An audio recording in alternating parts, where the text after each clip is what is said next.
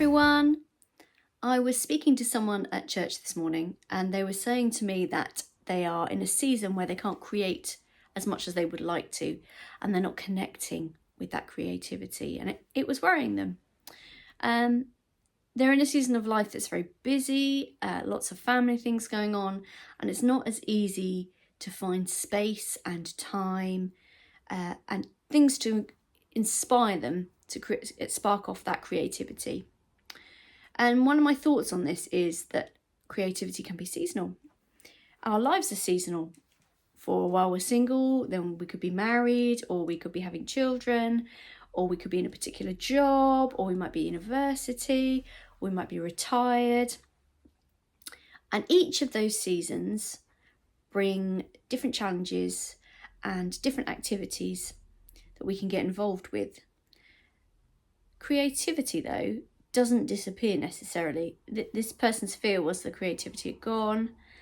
And my thoughts often are on this, that creativity is like a seed, and it gets buried under the ground, it dies, it regerminates, it starts to grow. We can't see the growth because it's under the ground. All of a sudden we start to see shoots poking up above the soil. Those shoots then turn into a lovely plant, it blossoms, and you get the full bloom of what you've been waiting for. But it takes patience. And those seasons where we're not connecting with creativity in the way we want to are there to help that creativity to grow in the darkness, to help it sprout under the soil and become something new.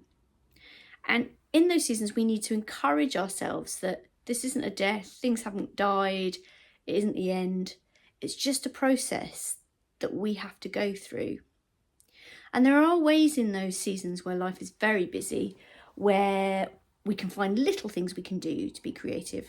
So when my children were small, I might find that I'd got 20 to 30 minutes while they were having a nap. And I'd just go, right, I'm going to write for 20 to 30 minutes and see what comes. Or I'll play the piano and see what happens, and I might get an idea of a song that I could then flesh out when they were in bed later in the evening. Or I'd draw a little sketch, something that was an idea that I could come back to again when they're sleeping. Years ago when I was commuting, I used to have a little notebook, and I'd sit on the train and come up with ideas for things and doodle, because doodling is a really good way to start connecting with what's going on inside our brains and getting it down on paper. So nothing's wasted. It's just that we have to find ways of connecting with that creativity in a different way. And we have to accept that it needs to rest. Rest is very important for creativity. I cannot stress that enough. If you do not rest, you will burn out. And that creativity dies because it just gets exhausted. And there's also that thing of we start to hate what we're doing. We start to hate playing the piano or writing or painting or whatever it is you do. It could be drama, could be sewing, could be cooking. You begin to hate it because it becomes like a necessity and you have to do it and you get tired. So making space and allowing those seasons where we can't connect in the way we want, just to do their thing, just to work in us in a positive way, allows us to grow as artists.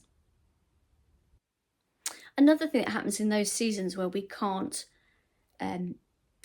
create in the way we want to is that we build up life experiences that will then inform our art. So if you're in a season where you're a new mum and you're thinking, I really need to create, but I can't, you're going through some life experiences that are really going to add to what you do. You're going to be able to translate those life experiences onto canvas, onto paper, into music, whatever you do. Nothing is wasted, and we need life experiences to help us have a plethora of topics to work with. Ed Sheeran has said before that in between albums, he needs space and time to just live and be and do nothing, because he needs to clock up the stories and experiences that will inform his art. Otherwise, he's got nothing to write about. So if we spend all our time going, I need to be creative and I need to be doing things all the time, we then long-term run out of ideas that will help us create and inspire what we do next. It's also good to keep a bank of ideas in a notebook or maybe on your phone. Maybe you can record them in some way, little video clips, whatever you need to do. Could be a sketchbook. Because when we come to a period where we've got more time to create, we need a little bank of ideas that we can draw on. So I always try and write down one-liners, do a little picture of something, write a story of something that has occurred, or a perspective I've had on something that's fresh. I thought, I've not seen that situation in that light before. I note it down in my journal or in a voice note to myself, so that when I've got half a day to create, or a day or a week or whatever, I can just go and look at that bank of ideas and draw on it. So it could be that you need to look at ways to record these ideas as part of your journey of creativity. Because actually you might see that there's a link between several items that you've written down, and you think, actually there's a book in that. That's not just a blog post, it's a book. Or that's not just a painting, it's a whole series of paintings that could lead to a nice coffee table book.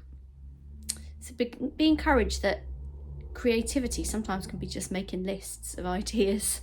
It's as simple as that.